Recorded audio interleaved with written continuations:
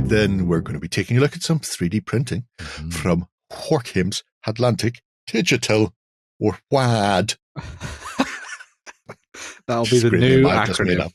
That will be, whether they want it or not. I'm talking to Charlie next week. Wow. By the way, if you have any questions for Wargames Atlantic and Charlie, throw them in the comments below.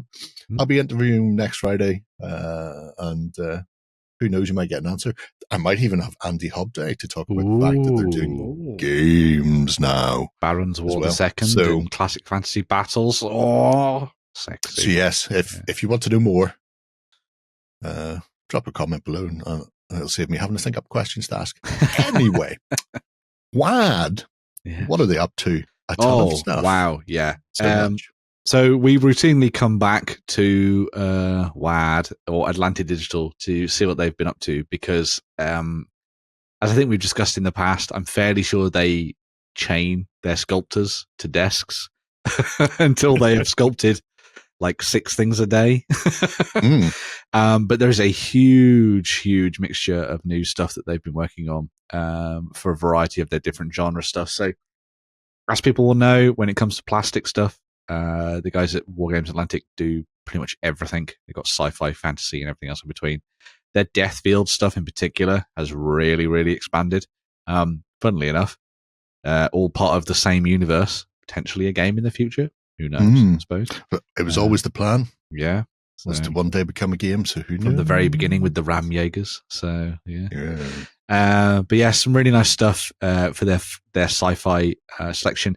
It's especially good if you're somebody who's looking at Grimdark Future from One Page Rules as a game at the moment, and you're looking to kind of diversify and create a more unique force on the tabletop. Now, obviously, One Page Rules do their own 3D printable stuff using your armies, but you know, the nice thing about it is that you don't have to prescribe to their particular aesthetic, and if you've got a particular way that you want to take a force, you can easily do that and build an army yourself based on that theme as well, because you've got your own army makers and stuff in there too. So the stuff that the guys at Atlantic Digital are doing for this is just perfect for it. You know, you want to make a Skidoo come cavalry. Is this like a new Rough Rider, but a smooth rider? Because it's on snow. The army's called the White Death, so I'm hoping it's based on space finish. Oh, yes. Yeah, very true. A couple of snipers in there for good measure.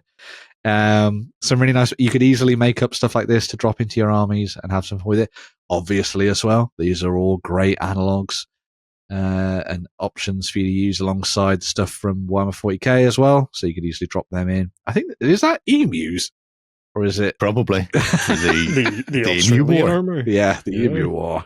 But yeah, a lot of stuff that also fits in really nicely alongside their existing kits, and because they're White Russians, I suppose. Yeah, and because they're multi-part, these, even if you buy the set and you don't necessarily build them all as a cohesive kit, you could always use the heads and the arms and things alongside what they've already got out there from the Les Grognard stuff and things like that. Those old Ram Jaegers and things, and you could use them to kind of enhance what you already have in plastic, which is always a nice bonus.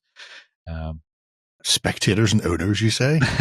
The thing is, with all of their sculpts, they're all designed in such a way that they all have the potential to be plastic. Yes. Yeah. Nothing is sculpted specifically to be only ever digital release. Yep. So if enough people pick up whatever it happens to be, the owner set for Deathfields, and then the game comes out down the line, they have the files already ready for sprue compilation. Yeah. And then because they're done like that, it means anything they already have existing can be mixed with them to a greater or lesser extent, so you can do whatever. Yeah, it twins really nicely with their Vox Populi stuff that they were already doing for plastic sets anyway, which a lot of that comes from the digital releases that they worked on. Like they did that for the Expeditionary Forces. They came out first as digital kits and then were updated later on down the line. But, well, they're Cassowary. Is that what they are? No, they are emus. They are emus. Oh my God! The emu wars have begun. The emus will take any side they're fed by. Are those emus wearing space balaclavas? Oh my God. That's brilliant. Oh my god, cyber emus. Bum, bum, bum, bum, bum. Or sorry.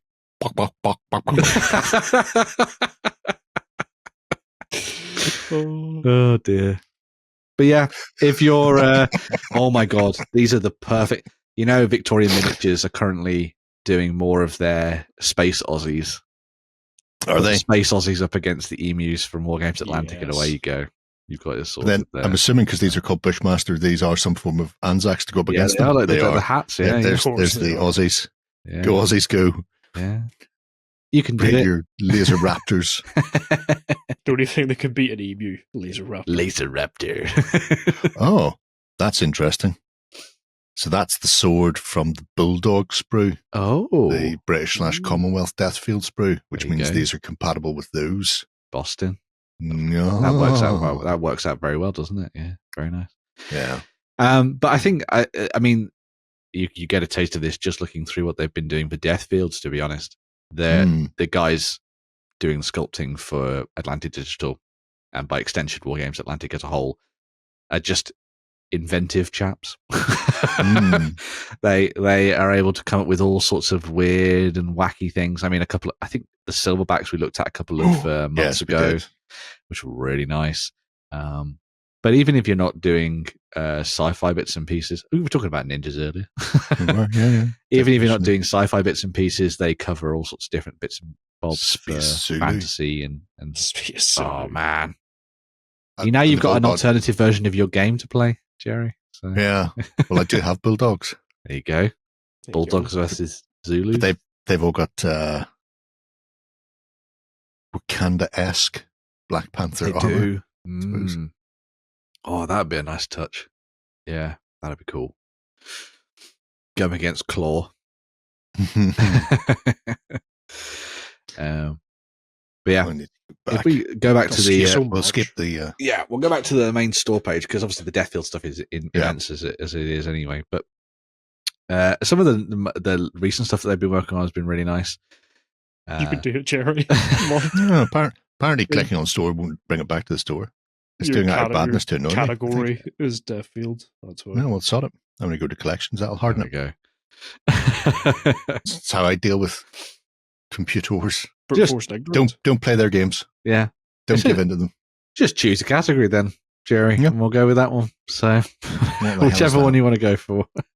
What do you fancy, Jerry? I fancy knowing what the hell that is. It's the Syrian battering ram. Well, we're all at home to that, aren't we? What's the head on the front? The war platypus. So. Who knows? They're a big fan of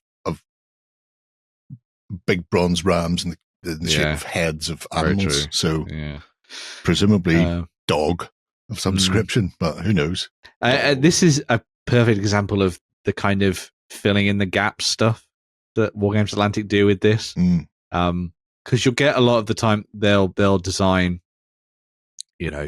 kits that are made for you to kind of bulk up the core of your army. So if you're doing like a First Empires thing, you might find you've got loads of ancient warriors or Persians and things like that.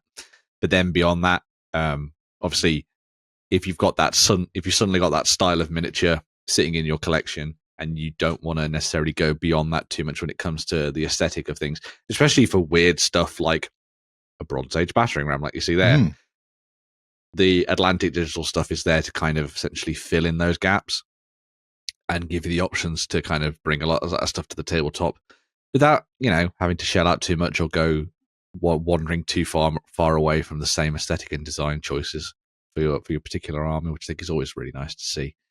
And it's the kind of stuff that might end up even being the kind of inspiration for you to start building something entirely new. Like I know a lot of people will look at stuff and be like, oh my God, that one unit seems really cool. And then you go off and you'll be like, well, I'm going to build an entire Hittite army now because you saw a chariot. It's something to crush the Egyptians with. Yeah, exactly.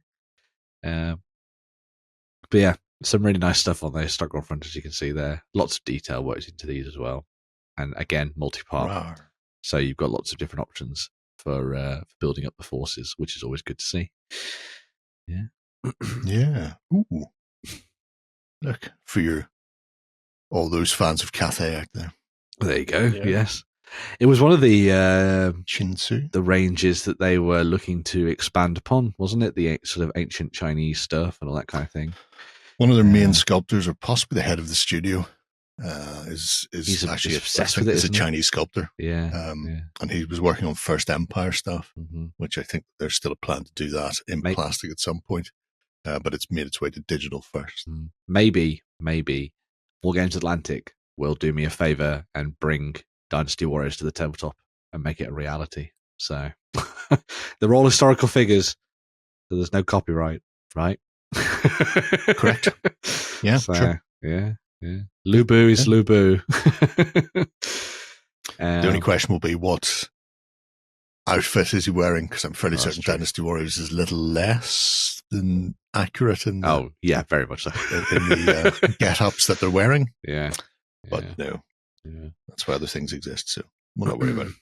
Can't have everything. You can't have everything. I can't have everything. At all sometimes. There was a few. If you go to the color pictures of the vehicles there, Jerry. Yes, the collaborators' corner. Yeah, so these were to go there anyway. These were only just added into the mix, and they come from other designers who are kind of working with them on particular stuff. So you don't tend to see a lot of the vehicles popping up, especially for this era, the World War One stuff from Wargames Atlantic. And so this stuff kind of really helps to kind of fill in the gaps and sit alongside what they already do in plastic for World War One, which they have quite a lot of at the moment. I mean, this makes perfect sense when they've got the plastics for the Great War. Yeah. Rather than and obviously they've got sculptors doing X, Y, and Z to their own plans, rather than either taking them away to do something that somebody else has already done. Just getting somebody who's already made quite a lot of British tanks to cover. There's a German stolen one. Rolling through the forest, just on a lovely little jaunt. Vape everywhere. Has John been near these? I knew it looked familiar. Those are really nice. Weirdly, I seen these midweek. I think whenever they popped up on Facebook, that they were doing it, and they already work with collaborators for publishing rule sets for people. They do, beyond the miniature side of things. But then you have the likes of Josh for the Quar and Reptilian Overlords. Reptilian Overlords showed off something recently, and I'm going, that should be a plastic. I can't remember what it was, but I think it was. I want to say it was a fantasy kits rather than the sci-fi. Anyway, I look at too much stuff.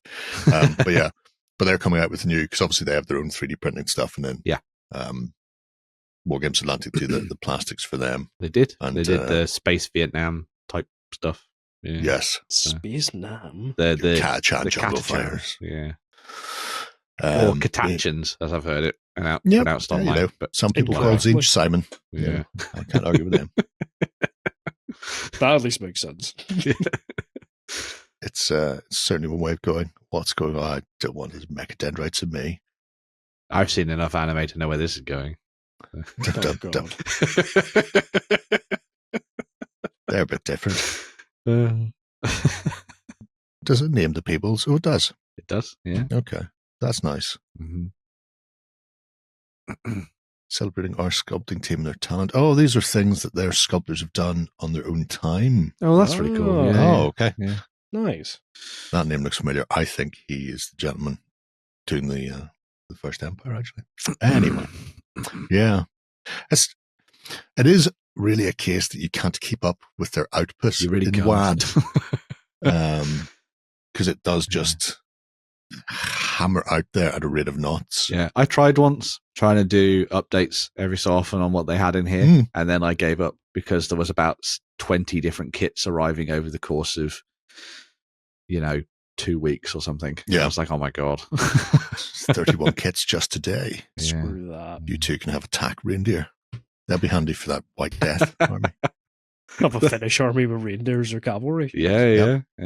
Medieval haystacks, handy for the Barons' War, perhaps. Oh, possibly. Possibly. as are the medieval tentings. Yeah. Possibly even your donkeys. I would also point out, before we sort of move away from all this as well, that they do actually have physical. Well, they do have physical options. They're not done through Only Games anymore. No, they're done through Strange Plastic. Strange Plastic by Josh, actually. Yeah. So, see, no good deed goes unpunished. They make the core for him. He makes the 3D sculpts for them. Yeah. So what I'll do is I'll put a link down below so you can come and check out the Atlantic Digital stuff. And then I'll also put down the Strange Plastic link as well. So if you're interested in getting physical, if you're interested in getting physical prints shipped out, you can go and check those out as well. Now, obviously, there's a little bit of a delay on the kind of the physical stuff as opposed to the digital things because it's a lot easier to ship the digital ones, but they will eventually pop up there at some point. So make sure to check that out as well. Before we get into the news, I did say we'd come back to it. Tree and Fest is done and dusted. Spring has sprung, and that means it's time for the Spring Clean Challenge. Ba, ba, ba, ba. Air hordes. I'm all for that. Spring Clean Challenge for 2025. Yeah, will run from now to the last day of spring in Europe/UK/Ireland. Because I know people at the other side of the world will be going, our spring is 6 months away. We don't care about you. We're very us-centric. You can join in. Eurocentric, yeah. You can join in, certainly, but don't tell me our spring is wrong. It is, as always, a chance for you to dust off something that you've, had kicking around the house forever and a day. Maybe you've got models older than Shay, and you feel like maybe now's the time to finally prime them. Maybe I'll find those temple dogs. Yeah. Do something with them. Yeah. I won't. I know where they are. I just won't. But what you can do is come over to OnTableTop, build a project, tag it as a Spring Clean Challenge 2025 project. Yes. That's important for whenever I come to look for things later on. And you can be in with a chance to win vouchers from Wayland Games, where we have winner and runner-up vouchers for each of the categories. Our categories are based around the project system's sort of core values? Pillars. Beliefs. Whatever you want to call them, which is tutoring, skill, and idea. So those are the three big ones. Best skill, self-explanatory. Who's the absolute dog's doodads at doing whatever it is they're up to? Is it a smashing paint job? Is it a fantastic bit of sculpting? What have they done? Have they blown us away? Should they be a commission painter? Are they a commission painter? Can we rule out commission painters? We can't. I don't care about them. There's no way to know for certain who is and who isn't. Angel's one. I'm not playing that game. Next up is tutorial. Doesn't matter about the final finish. The finish can be as rough as a badger's ball bag, but the important thing is the detail of the tutorial. So how you've come across, what ideas you've put in there. Can somebody follow it as a step-by-step guide if they want to replicate the technique that you're showing, which is very important indeed. And then lastly, the idea. The idea itself is the thing. Was your idea to paint all of my stuff for me the bestest idea ever, people? Probably. Who knows? The only way to find out is to ask. Come round my house. I'll prime some stuff in advance. And it doesn't matter what you do in any of these categories. We're not looking for specific game genres, although the multi-award winning Moonstone will get you pushed high up that list. There is no bias here. There is no bias here, except where there is bias. But those are the three main ones, and sort of every project that goes in is viable for those. On top of that, we have two other categories. Brand spanking new for 2025 is the best army refresh. Yeah. And this one has gone back and forth quite a bit as we tried to work out what an army is. Mostly because we don't want to rule people out. Yes. We don't want to say, this is perfect for fantasy mass battle, but not for Infinity players or, Blood Bowl teams can't enter, whatever. We finally settled on 25 plus miniatures. Now, there are caveats and addendums in here. We obviously have a lot going on with this. And so we're going to be a little bit nebulous on it. Loosey-goosey? Yeah. It doesn't necessarily mean you must paint or refresh 25 or more models for this. The entire force could be 25 plus models, and maybe you've added a new unit to it, or maybe you've done a bit of work on all 25 plus, whatever it happens to be. We even suggested that if you've already got a couple of gangs for something like Dead Man's Hand, and then you want to add some new gangs or a new gang to it, then that would bring you up over the relevant figure count. Go nuts. Obviously, the idea here is to encourage people to get stuff done. Especially a lot of stuff done. Especially stuff that's been languishing. So, the key here is to just get involved across the board. And you're not really entering for specific categories, but the fact that that one exists, maybe if you've got an outstanding project of ogres kicking around for 15 years, that it's not the worst. Well, I have miniatures that aren't. Yeah. Anyway, older than me. Get them out there. Get some paint on them.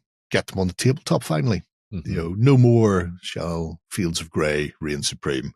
Yeah. Now's the time to get some color down. There's a lot of people who've probably been to an event, or they've seen a new release and they've bought a big new army box, and it's still sitting in plastic, grey plastic on the shelf.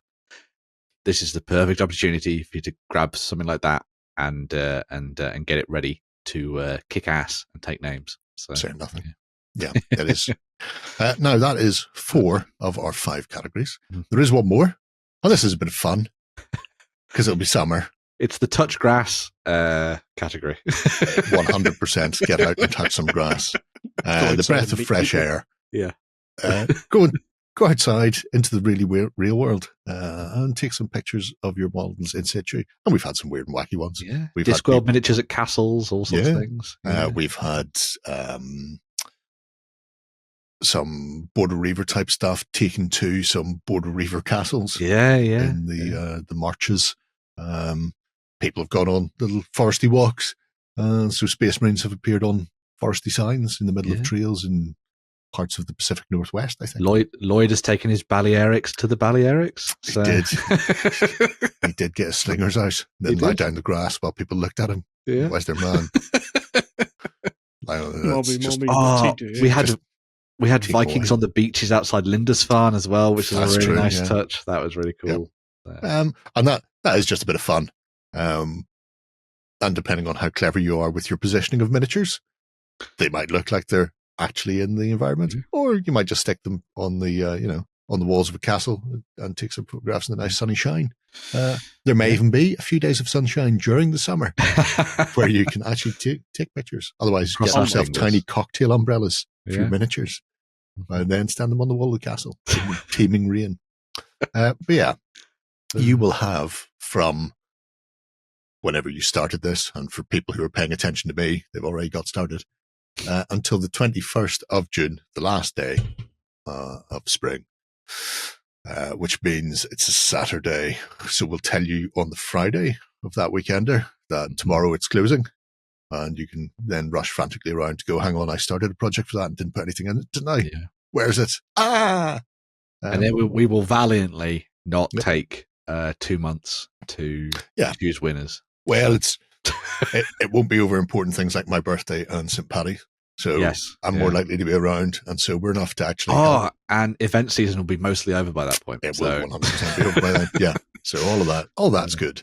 And if you don't plan on getting involved, that's still fine, because you can still get involved by coming over to OnTableTop, going to the project system, and just getting in there, taking a look at some of this. Yeah.